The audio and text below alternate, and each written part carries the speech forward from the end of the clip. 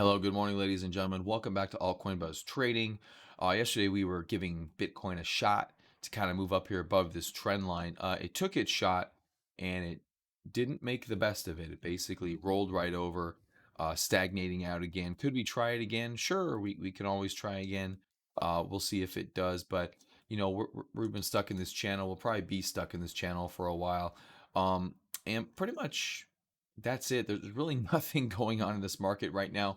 But boring is good.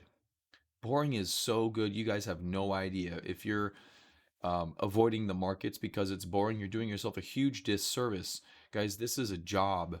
Okay, this is a profession. And if you don't take the time to really treat this like a job and a profession, you're going to do poorly. You have to be here every day, watching the markets, understanding what they're doing.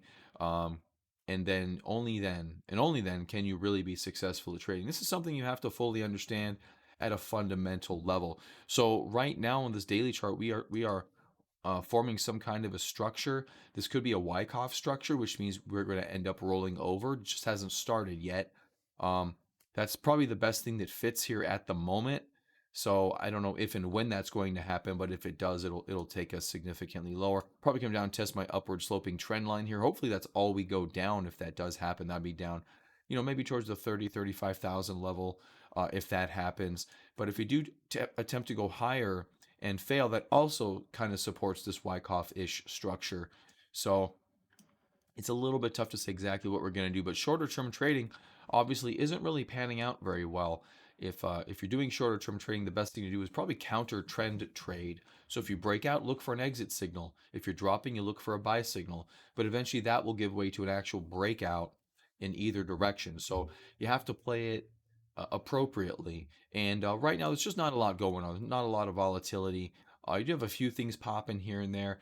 We did have ASTR, which we discussed at the 1879, which is still kind of waiting and just doesn't have a lot of momentum because the market doesn't have a lot of momentum. This thing's primed, ready to go, but the market's not allowing it.